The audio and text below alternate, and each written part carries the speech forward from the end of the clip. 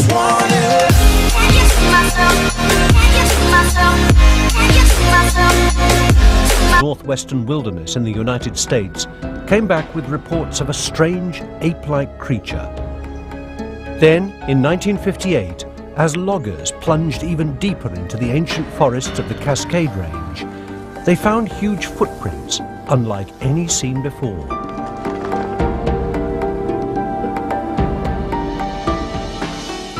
The press immediately dubbed it Bigfoot. Now the quest picks up the trail. Hey, you fellas got to come up here and take a look at this.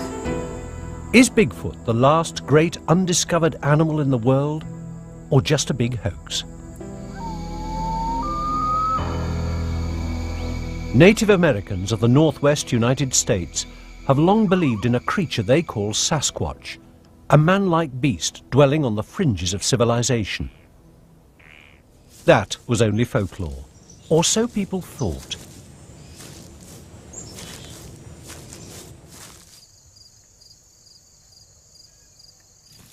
Then, as legend turned to rumour, two hunters who'd never seen Bigfoot set out to shoot it on film.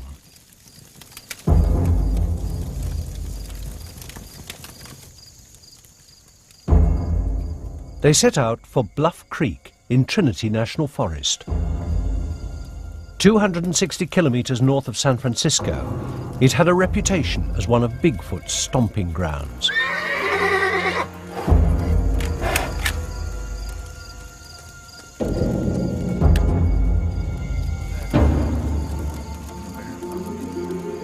Roger Patterson was a former rodeo rider and part-time inventor. Bob Gimlin, an expert horseman and tracker. According to Patterson's account, for 7 days they saw nothing.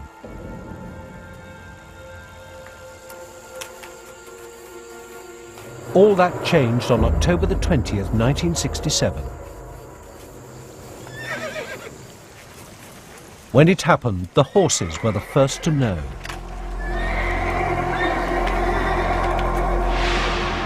Patterson was so stunned he fell from his mount.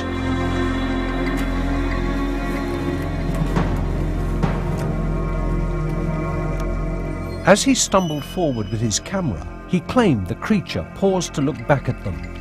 Gimlin trained his gun in case it attacked. The creature had seen enough. It took off into the forest. Patterson followed its flight with his camera, but he'd already taken too many shots of the scenery. Abruptly, he ran out of film. This is the actual film shot by Roger Patterson.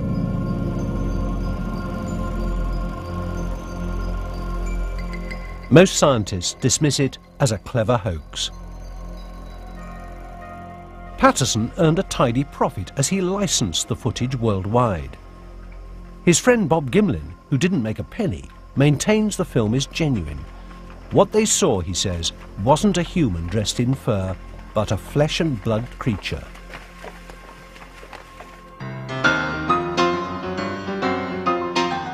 Separating fact from fantasy isn't easy. Since Bigfoot first appeared in the Californian press, the story has multiplied in the American tabloids, where every year brings another tall tale.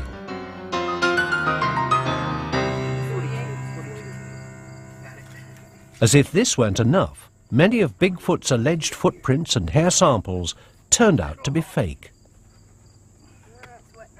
One bit of fur found alongside a footprint in California was actually the hair from a Barbie doll. Left, right, left. Do the fakes prove Bigfoot is a fraud? Or did the Patterson film actually capture a shy cousin of man, hiding out in the wilderness for thousands, perhaps millions of years?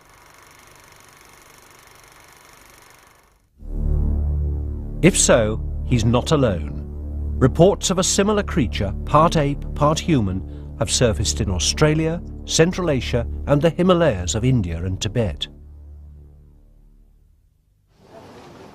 As the world's population grows, how could an animal as large as Bigfoot evade capture?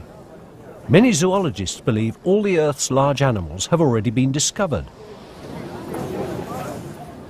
Yet scientists spotted the first mountain gorilla in Africa only in 1901. The first giant panda was captured in China in 1936. Both were once dismissed as mere folklore. In 1939, zoologists in South Africa were stunned to discover the coelacanth, a fish they thought had been extinct for 50,000 years. I did a calculation and I came up with about 40% of all known mammal species, 40% were discovered in this century. Richard Greenwell is a member of the International Society of Cryptozoology, which searches for unknown animals. For mainstream scientists, cryptozoology is a pseudoscience, infatuated with giant octopuses and living dinosaurs. But Greenwell thinks Bigfoot is alive and well hidden. There are vast regions on this planet where there is hardly anybody at all, or hardly anybody goes. And certainly intelligent animals like primates could survive there and remain undetected. It is possible. Greenwell believes the animal may also be nocturnal, further explaining why it hasn't been discovered. Animals have strategies for survival. You know, some move in herds, others have spines on their backs.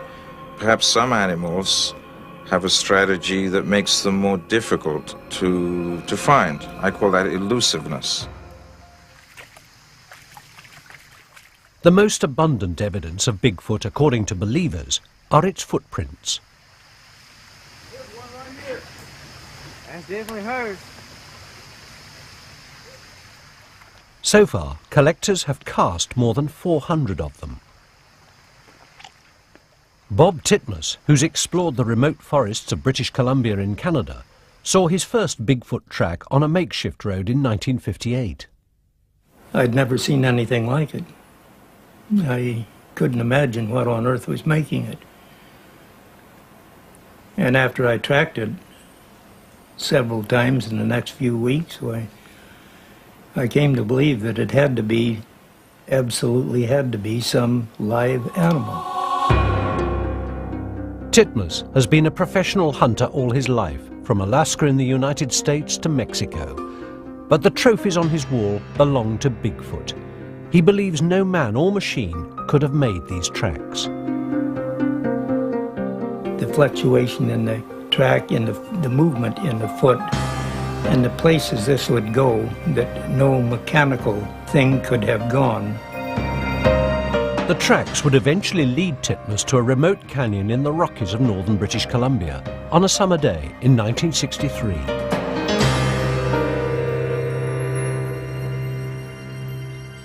"30 years later, the memory of what he claims he saw there remains as vivid as when it happened. I was going up an old glacier bed, and there was reports of Indians having shot one up there many years before. And looking across the canyon, there's a huge canyon in front of me, I noticed three things going up the opposite wall.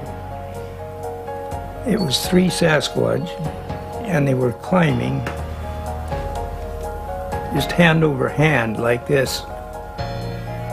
And then they bring up a foot and feel around for a toe hold and that sort of thing.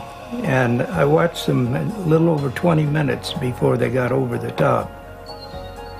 That was a sight to see. Like other Sasquatch hunters who came back empty-handed, Titmus has met with only ridicule. Without even a photograph, no one believed him. Except John Green, a journalist and former newspaper publisher in British Columbia. He had followed Bigfoot in the press. When he heard about Titmus's find, he tracked him down. Well, in 1958, there was a picture in the newspaper of a man holding a cast, one of these huge footprints. I just got in the car and went down there to see what it was all about. And footprints are real. There has to be something real to make them. Since 1958, Green has collected more than 3,000 eyewitness accounts from the United States and Canada. in some cases even obtaining sworn affidavits. Most sightings are in the Pacific Northwest. Others come from as far east in the United States as Indiana and Arkansas. Green admits some reports turned out to be false, but he's convinced most are authentic. It reaches the point where the explanation that there is an animal with a foot like that and that looks like what people say they see is by far the simpler explanation than to try to patch together some human conspiracy operating over hundreds of years and right across the entire globe. In 1958, both Titmuss and Green became involved in expeditions led by a fellow enthusiast, Tom Slick. An oil millionaire, Slick spent a small fortune to try and track Bigfoot down, even managing to collect his alleged droppings. When he died in a plane crash in 1962, Slick's records of his expeditions and his evidence vanished. It would be 30 years before a new hunter picked up Bigfoot's trail.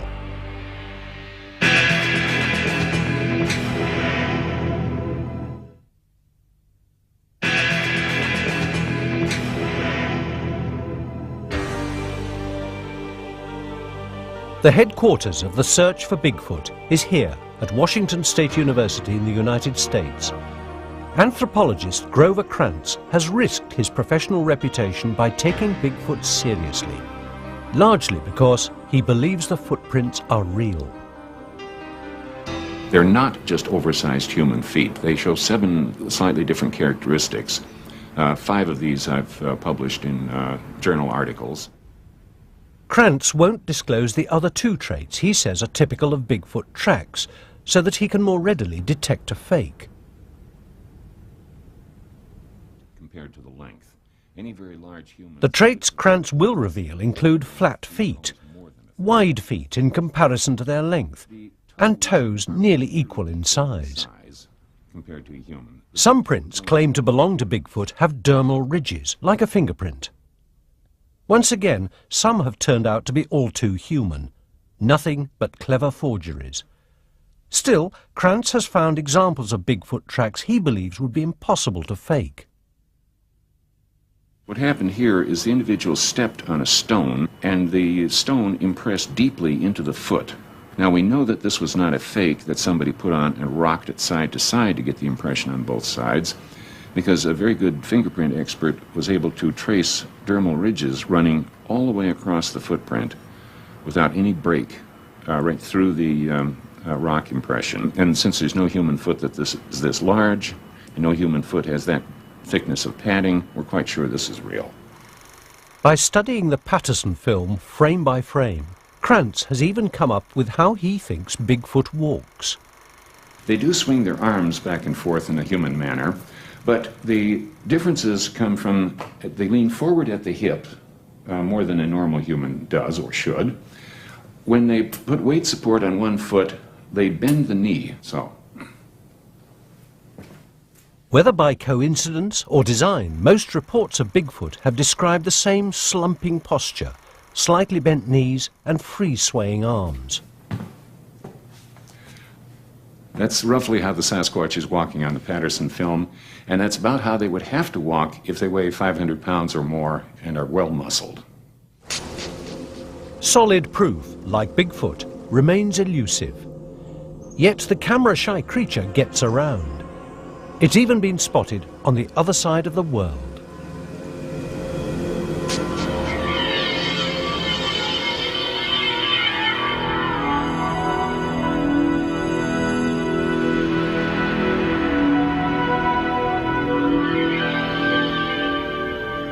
The Himalayas of Central Asia have long been the home of the legendary Yeti, like Bigfoot, a hairy ape-like creature with a cone-shaped head.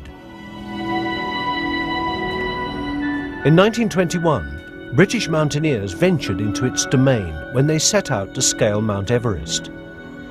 At 5,000 meters, 2/3 of the way up, a Sherpa guide spotted dark figures moving in a snowfield above them.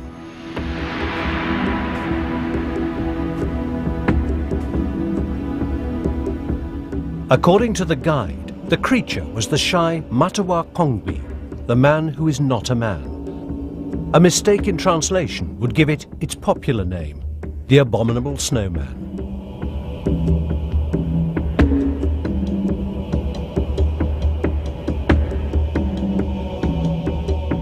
By the time the group reached the spot, the figures, true to form, were gone.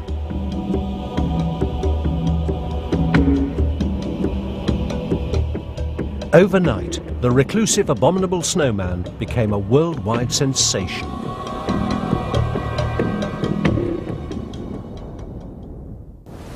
In 1960, the conqueror of Everest, Sir Edmund Hillary, returned to the Himalayas on a scientific expedition.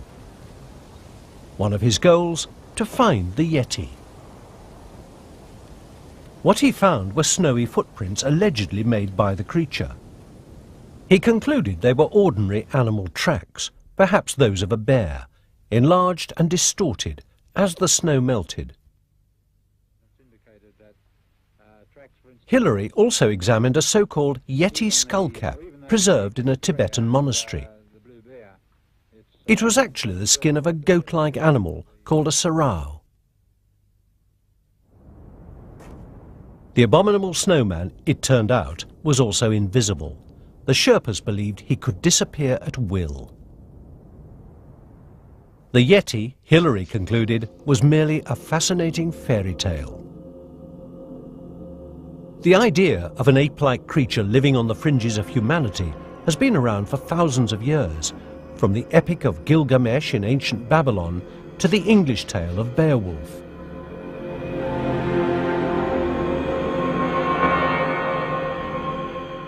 Could it be that over millennia, people around the world have conjured up the same myth? Since Pliocene times, a possible answer to the riddle of Bigfoot lay hidden in a remote cave in China. Then, in 1989, anthropologists found the teeth and fossilized bones of a bipedal creature far larger than man. The bones were mere fragments, but scientists estimated the animal stood more than 2 meters tall and weighed as much as 540 kilograms. They named it Gigantopithecus. This is a specimen of lower jaw of Gigantopithecus. This is the only adult male specimen. It contains the teeth and the tooth-bearing part of the jaw. When you compare that with the human jaw, broken off at the same parts, you can see it's obviously extraordinarily large. Some anthropologists believe we share a common ancestry with Gigantopithecus. Then, 11 million years ago, our lines split and we climbed different branches of our family tree. By 2 million years ago, Gigantopithecus roamed the land alongside Homo erectus, our upright ancestor. The proof lay in the cave in China. Along with the giganto bones, scientists found fragments of Homo erectus dating to the same time. If the two creatures coexisted 2 million years ago, could we still be living with Giganto's descendants? Grover Krantz likes to think so. The descriptions that people give of the Bigfoot are the same size as what we have reconstructed here on the Gigantopithecus. It comes out to be about 8 feet tall, hairy, wide-shouldered, a very heavy set, and with a nearly but ape-like face, but somewhat straighter, more vertical. And that's an exact description of the Bigfoot. According to his theory, Gigantopithecus originated in East Asia, where its bones were found. It could have crossed into North America over land bridges that formed during the Ice Ages. This was the same route taken by the first Americans, whose descendants still know the creature as Sasquatch. With nothing to go on but debatable sightings and questionable footprints, Bigfoot, by any name, remains the mere shadow of a ghost. Its bones have never been discovered.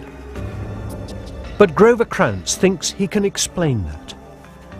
He believes animals dying a natural death tend to hide themselves before they die. And until someone traps a Bigfoot, no bones will ever turn up.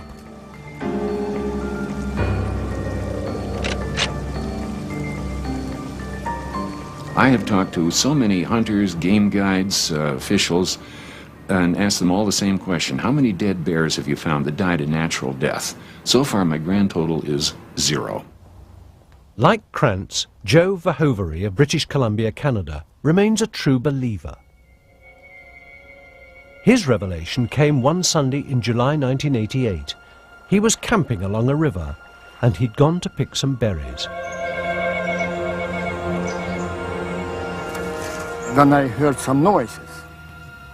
Some kind of noises, there's somebody walking, so I thought that they're human here. And I said, anybody here? No one answered. Everything was quiet except for the rustling of the leaves. Then Joe saw an animal like a bear standing on its hind legs. But it didn't make the trampling noises a bear typically makes, and it didn't look like any bear he'd ever seen. I thought I'm getting a stroke. So seeing double. Reach for a branch like this, and then I will put it down to the mouth and eat like this. Very politely, very civilized way. When I see that humongous creature, holy smoke, it's over 6 feet tall. So I really get in kind of in instant shock. Could not figure out what it is. That's not bear. It's standing straight up and looks like a human in the bear coat. Have a goosebumps. See, I never believed in such a thing, you know. Never in my life. Close to 3,000 people like Joe swear they've spotted the same hulking brown creature. Are they all seeing the same mirage, or simply looking for their 15 minutes of fame? Those who search in earnest for Bigfoot pay a price for their belief. If you're in the academic world and you let it be known that you take the Bigfoot story seriously, your reputation suffers rather badly for that. Promotions and pay raises are greatly delayed. On Mondays, Wednesdays, and Fridays, I absolutely believe in Bigfoot. After I evaluate all the data and read all the information. And on Tuesdays, Thursdays, and Saturdays, I think it's a lot of nonsense. And on Sundays, I rest. Bigfoot still lurks in the shadows, invisible and implausible. If he is just a figment of our imagination, he's there because he fulfills some fundamental need in human consciousness. Unless his existence can be universally disproven, the legend of Bigfoot will undoubtedly endure.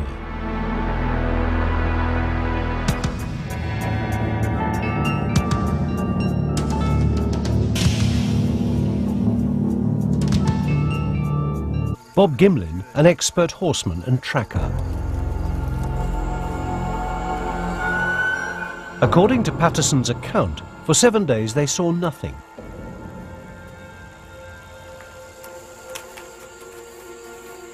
All that changed on October the 20th, 1967. When it happened, the horses were the first to know.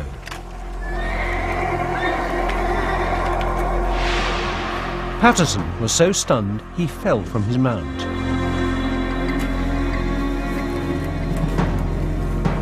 I just wanna. Can you see myself? Can you see myself? Can you see myself? Northwestern wilderness in the United States came back with reports of a strange ape-like creature. Then, in 1958, as loggers plunged even deeper into the ancient forests of the Cascade Range, they found huge footprints, unlike any seen before.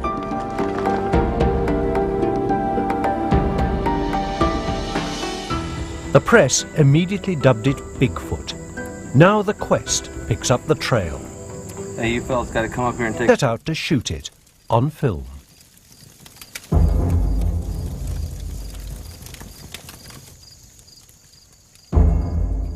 They set out for Bluff Creek in Trinity National Forest. 260 kilometers north of San Francisco, it had a reputation as one of Bigfoot's stomping grounds.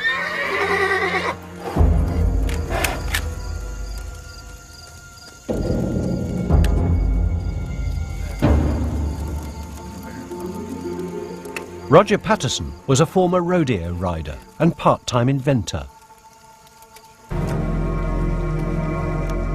As he stumbled forward with his camera, he claimed the creature paused to look back at them. Gimlin trained his gun in case it attacked. The creature had seen enough. It took off into the forest. Patterson followed its flight with his camera, but he'd already taken too many shots of the scenery. Abruptly, he ran out of film. This is the actual film shot by Roger Patterson. Take a look at this. Is Bigfoot the last great undiscovered animal in the world, or just a big hoax? Native Americans of the northwest United States have long believed in a creature they call Sasquatch, a man-like beast dwelling on the fringes of civilization. That was only folklore, or so people thought.